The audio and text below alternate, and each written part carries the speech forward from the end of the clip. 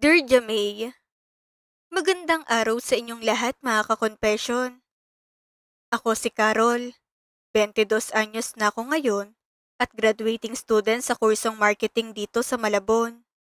Sa tuwing tinitignan ko ang sarili ko sa salamin, hindi ko maiwasang mapangiti at mapabuntong hininga. Marami na akong pinagdaanan sa loob ng maikling panahon, pero lahat ng iyon ay bahagi ng kung sino ako ngayon. Nagsimula ang lahat noong 18 gulang pa lamang ako. Noong mga panahon na iyon, simple lang mundo ko. Bahay at school. Gigising ng maaga para pumasok. Makikinig sa lecture kahit minsan inaantok. Tapos, uuwi para magpahinga. Pagdating ng gabi, doon ko binibigyan ng oras ang sarili ko. Humihiga sa kama, hawak ang cellphone, at walang tigil sa pag-scroll sa Facebook. Para bang doon ko tinatakasan ng pagod at stress ng buong araw. Isang gabi, habang nakahiga ako at binabagtas ang newsfeed ko, may isang notification akong natanggap. Isang friend request mula sa isang lalaking nagngangalang Mark. Napahinto ako sandali. Hindi ko siya kilala. Wala kaming mutual friends at hindi rin pamilyar ang pangalan niya sa akin. Sa profile picture pa lang niya, halata nang may edad na siya. Pero imbis na i-decline o i-ignore ko siya, ewan ko ba? Parang may kung anong force na nagtulak sa akin na i-accept siya. Siguro dala ng curiosity. O baka dahil gusto ko lang ng kakaibang kausap sa gabing iyon. Halos agad-agad, nag-chat siya. Hi, simple lang ang simula. Hindi ko agad sinagot. Pinagmasdan ko munang message niya. Iniisip kung re-replyan ko ba o hindi. Pero maya-maya, hindi ko rin napigilan ang sarili ko. Hello, sagot ko. Doon nagsimula ang lahat. Sa simpleng palitan ng hi at hello, nauwi kami sa mahabang kwentuhan. Unti-unti, naging komportable ko sa kanya. Hindi ko namalayan na inaabot na kami ng madaling araw sa pag-uusap. Mula sa mga simpleng tanong tulad ng, kumain ka na ba? Hanggang sa mas malalim na usapan tungkol sa buhay. 50 taong gulang na si Mark noon. Malayong agwat namin. 32 taon. Pero Miss Jamie, hindi ko naramdaman ang agwat na yun habang magka-chat kami. Para bang magkaedad lang kami sa paraan ng pakikipag-usap niya. May respeto, may humor, at may lalim. Aware ako sa edad niya dahil naging tapat siya sa akin simula't simula pa lang. Hindi niya itinago kung sino siya. Isang buwan kaming ganoon. Araw-araw, gabi-gabi. Parang naging parte na siya ng routine ko. Kapag hindi siya nagme-message, hinahanap ko. Kapag may kwento ko, siya agad ang gusto kong sabihan. Palabiro siya, malaman ang mga kwento, at ramdam ko ang maturity sa bawat salita niya. Yung tipong pakiramdam ko na naiintindihan niya ako, kahit hindi ko pa tapos ipaliwanag ang sarili ko. Hanggang sa isang araw, nagtanong siya kung nasaan ako. Medyo nagulat ako sa tanong niya, pero sinagot ko rin naman. At laking gulat ko, nang sabihin niyang taga Malabon lang din pala siya. Biglang naging mas totoong lahat.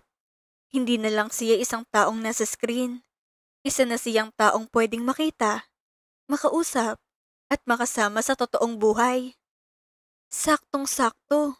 May project daw siya malapit sa school ko. Engineer si Mark, at siyang may hawak ng construction ng isang bahay doon. Ikinuwento niya kung gaano siya kabisi, kung paano niya binabantayan ang bawat detalye ng ginagawa nila, at kung gaano niya kagustong makita ko, kahit sandali lang. Mayroon akong project dyan, malapit sa school mo. Gusto mo ba makita after class mo? Yan ang chat niya na nagpabilis ng tibok ng puso ko. Miss Jamie, aminado ako. Nag-alangan ako. Maraming pumasok sa isip ko. Paano kung hindi siya yung sinasabi niya? Paano kung may masamang mangyari? Sa panahon ngayon, ang daming poser, ang daming masasamang loob. Naramdaman ko ang kaba na parang may malamig na hangin na dumaan sa buong katawan ko. Bala ko sanang magpasama sa mga kaibigan ko eh, pero natigilan ako. Naisip ko, baka i-judge nila ako. Baka pagtawanan nila ako. Baka isipin nila, bakit ako nakikipagkita sa kasing edad na ng tatay ko? Natakot ako sa sasabihin ng iba, kaya pinili kong sarilinin ang desisyong iyon. Pinili kong harapin ang kaba ko ng mag-isa. Dumating ang araw ng pagkikita namin. Buong araw akong hindi mapakali sa klase. Halos hindi ko marinig ang sinasabi ng professor namin dahil abalang isip ko sa kung ano ang mangyayari mamaya. Pagkatapos ng klase, ilang beses akong tumingin sa salamin. Inaayos ang buhok ko, ang suot ko, pati ang sarili ko. Nang magkita kami sa isang restaurant, doon ko nakitang tunay na Mark. Nakaupo siya sa isang sulok, tahimik na naghihintay. Nang mapansin niya ako, tumayo siya agad. Matikas, mukhang kagalang-galang, at baka sa mukha niya ang pagiging engineer. Yung tipong disiplinado at seryoso sa trabaho. Pero sa kabila noon, may kakaiba akong napansin. Laking gulat ko dahil pati siya, tila nahihiya rin sa akin. Hindi siya yung confident na lalaki sa chat. Parang may pagkailang siya at medyo nanginginig pa ang kamay niya habang inaayos ang upuan ko. Order ka lang kahit anong gusto mo, sabi niya habang nakangiti ng matipid. Medyo tahimik kami noong una. Kinakabahan ako, pero nawala ang takot ko nang magsimula siyang magtanong tungkol sa pag-aaral ko. Maingat ang paraan ng pagtatanong niya. Hindi pilit, hindi mapanghimasok. Para bang gusto lang talaga niyang makilala ko. Wala siyang ibang motibo. Hindi niya ako binastos. Hindi niya ako hinawakan sa paraang nakakailang. Para lang kaming magkaibigan na nag-uusap tungkol sa buhay. Dalawang taong nagkataong nagtagpo sa isang simpleng pagkakataon. Habang tumatagal ang usapan namin, unti-unting nawala ang kaba ko. Naging magaan ang pakiramdam ko sa kanya. Yung tipong kaya kong maging totoo. Walang kailangang itago o ipakitang iba. First year pa lang naman kami, kaya hindi pa masyadong busy. Sagot ko sa kanya habang kumakain ng paborito niyang dish na ipinilit niyang ipa-take out sa akin para may uwi ko sa bahay. Halatang pag-aalaga niya. Kahit simpleng bagay, iniisip niya ako. Pinagmamasdan niya ako habang kumakain na para bang natutuwa siyang makita akong komportable sa harap niya. Mula noon, naging routine na namin ang pagkikita. Parang naging parte na siya ng araw-araw kong buhay. Tuwing tanghali, pagkatapos ng klase ko, nandoon na siya. Minsan nauuna pa, naghihintay. Tahimik lang na nakaupo habang tinitignan ng oras. Habang hindi pa natatapos ang project niya, laging sabay kaming nagtatanghalian. Libre niya lagi. Kahit ilang beses ko nang sinabi na kaya ko naman. Pero lagi niyang sinasabi, hayaan mo na ako. At sa simpleng linyang iyon, ramdam kong pag-aalaga na hindi ko pa nararanasan noon. Hindi ko rin maiwasang mapansin ang mga tingin ng mga tao sa paligid. May mga pagkakataon na nahuhuli ko ang bulungan nila. Mga matang nagtataka, mga labi na tila may gustong sabihin. Akala nila, tatay ko siya.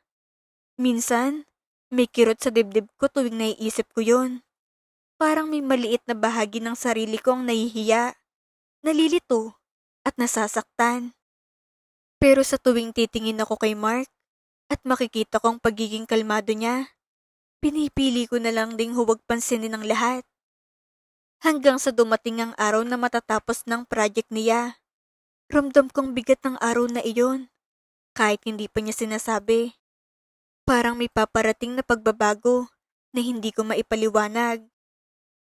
Matatapos na yung project namin next week. Magkikita pa kaya tayo?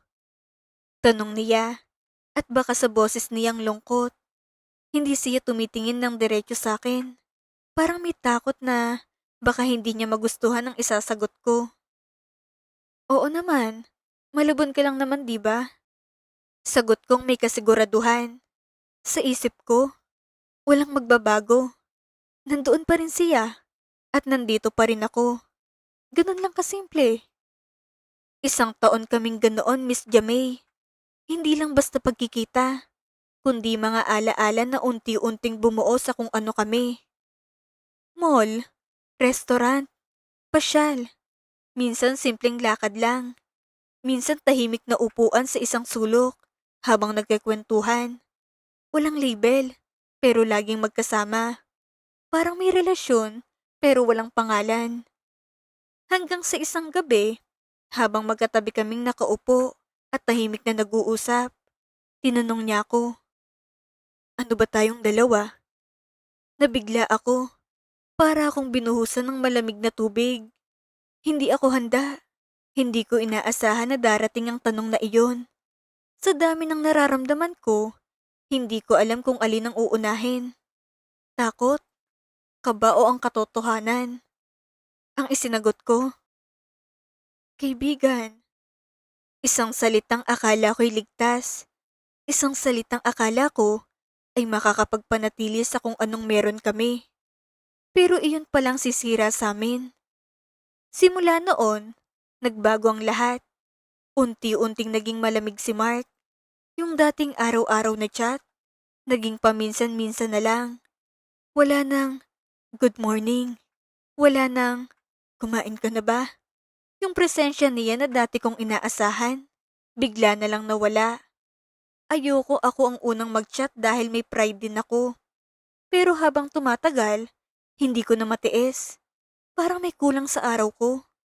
Parang may parte ng sarili ko na nawawala. Kaya tinanong ko siya kung bakit. Ang sagot niya ay parang sampal sa akin. 1 taon akong naghintay sa'yo. Hindi kita minadali. Pero marami na akong kaibigan, Carol. Ayoko nang dagdagan pa. Doon ko napagtanto na kulang ang buhay ko kapag wala siya. Hindi lang siya basta kaibigan. Hindi lang siya kasama sa lunch o kausap sa chat. Siya yung taong naging sandalan ko nang hindi ko namamalayan. 1 linggo kaming hindi nag-usap at parang gumuho ang mundo ko. Kahit anong gawin ko, bumabalik ang isip ko sa kanya. Sa mga alaala namin, sa mga tawa, sa mga simpleng sandali na akala ko'y normal lang. Hindi ko na kinaya. Inaya ko siyang magkita. Nang magkaharap kami, wala na akong itinago. Sinabi ko ang totoo, na mahal ko siya. Pero natatakot ako sa sasabihin ng iba. Natatakot ako sa mata ng mundo. Sa husga ng mga taong hindi naman alam ang buong kwento namin. Kung takot ka sa panghuhusga, mas mabuting itigil na natin to. Sabi niya, diretso, walang paligoy-ligoy. Pero hindi ko kaya. Sa puntong iyon, mas matimbang ng nararamdaman ko kaysa sa takot ko. Ayoko, sabi ko. At doon, sa gitna ng takot at pag-aalinlangan, naging kaming dalawa. Naging totoo ang lahat ng hindi namin pinangalanan noon. Naging masayang pagsasama namin. Hindi lang dahil sa mga material na bagay, kundi dahil sa pakiramdam na may taong nariyan para sa iyo. Binibigyan niya ako ng allowance, laging busog, at laging suportado sa pag-aaral. Kapag may problema ako, siyang una kong tinatakbuhan. Kapag may tagumpay ako, siyang unang nakakaalam. Pero sa likod ng saya, may lihim kaming ginagawa. Isang lihim na kami lang nakakaalam. Minsan, nagpapaalam ako na makikitulog sa kaibigan. Pero sa kanya pala ako tutuloy. Sa mga gabing iyon, mas nakilala namin ang isa't isa. Hindi lang sa salita, kundi sa presensya. Sa mga titig, sa katahimikan na puno ng kahulugan. Doon nangyari ang lahat. Doon nabuo ang isang pagmamahalan na sa tingin namin ay sapat na para harapin ang mundo. Pero ang tadhana, mahilig magbiro. Isang araw sa school, habang naglalakad ako sa hallway dalang mga libro ko, bigla na lang may sumugod sa akin. Hindi ko man lang napansin kung saan siya nanggaling. Isang babae na punong-puno ng galit. Halos nag-aapoy ang mga mata niya habang nakatingin sa akin. Bago pa ako makapagsalita, hinila na niyang buhokon ng mariin. Napahiyaw ako sa sakit at gulat. Lahat ng tao sa paligid namin ay napahinto. Ang ingay ng hallway ay biglang napalitan ng bulungan at sigawan. Ikaw pala yung kabit? Sigaw niya habang patuloy akong sinasabunutan. Hindi ko maintindihan ang nangyayari. Parang biglang bumagal ang oras. Pilit kong inaalis ang kami niya sa buhok ko. Pero mas malakas siya. Pinahiya niya ako sa harap ng maraming estudyante. Mga matang nakatutok sa amin. Mga cellphone na nakataas. Kinukunan ng eksenang iyon. Tinawag niya akong mga agaw. Paulit-ulit. Na parang gusto niyang ipako sa isip ng lahat ang paratang na iyon. At doon ko nalaman ang katotohanan. Ex-wife pala siya ni Mark. Parang gumuho ang mundo ko sa isang iglap. Lahat ng paniniwala ko. Lahat ng akala ko na alam ko na ang tungkol kay Mark. Biglang nagulo. Hindi ako makapaniwala. Hindi ko alam kung anong mararamdaman ko. Galit, sakit o kahihiyan. Hindi lang doon natapos ang gulo. Kumalat ang balita sa school. Umabot ito sa mga kaklase ko, sa mga guro, at kalaunan, sa pamilya ko. Nalaman ng mga magulang kong nangyari. Galit na galit sila, lalo ng nanay ko. Hindi ko siya masisisi. Bilang magulang, natural lang na gusto niyang protektahan ako. Piliin mo yung walang sabit! Sigaw ng nanay ko, habang nanginginig ang boses niya sa galit at pag-aalala. Pinaghihiwalay nila kami. Pinagbawalan nila akong makipagkita kay Mark. Araw-araw, ramdam kong bigat ng sitwasyon. Parang hinahatak ako sa dalawang magkabilang direksyon. Ang pamilya ko at ang taong mahal ko. Pero si Mark, hindi sumuko. Isang araw, pumunta siya sa bahay namin. Hindi siya nagpadala sa takot o hiya. Humarap siya sa mga magulang ko ng buong tapang. Kita ko ang kaba sa kanya. Pero mas nangibabaw ang determinasyon niya na ipaglaban ang katotohanan. Dala niyang mga dokumento, mga papel na nagpapatunay na annulled na sila ng ex-wife niya. Isa-isa niyang ipinaliwanag ang lahat. Kung paano matagal na silang hiwalay, kung paanong anak na lang natitirang ugnayan nila, at kung bakit hindi niya agad iyon nasabi sa akin ng buo. Tahimik lang mga magulang ko habang nakikinig. Unti-unti, naramdaman kong pagbabago sa atmosphere ng bahay.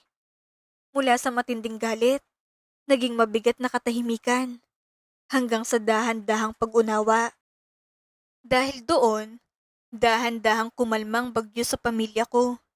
Hindi man agad nawalang pag-aalinlangan, pero kahit papaano, nabigyan kami ng pagkakataon na ipaglaban ang relasyon namin.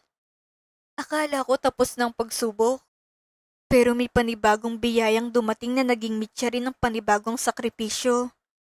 Noong third year college ako, nabuntis ako.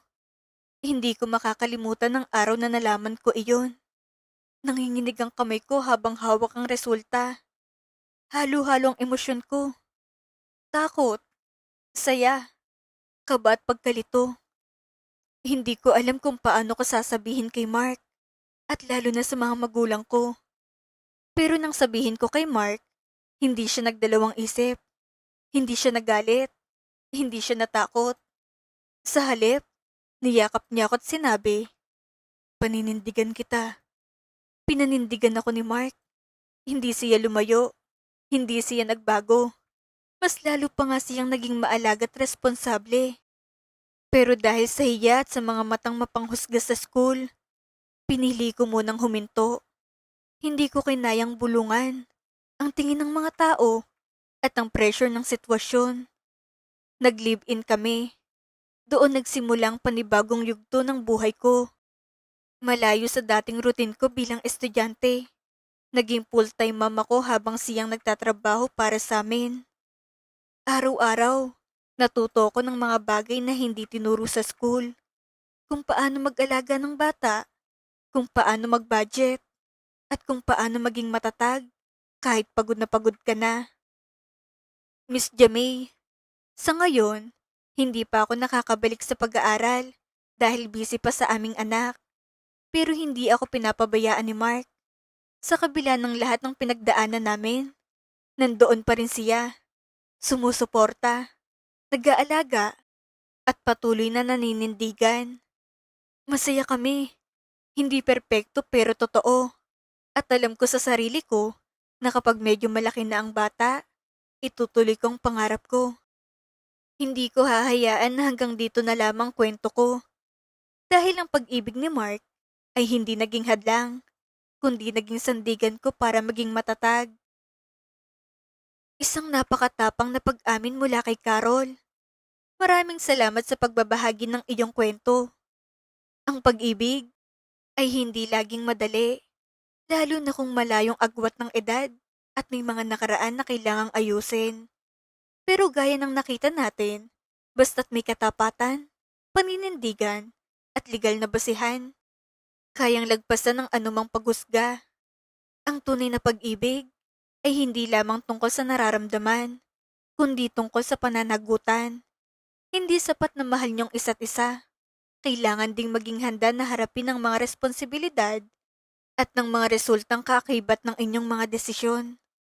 Para kay Carol, ang paghinto sa pag-aaral ay isang sakripisyo.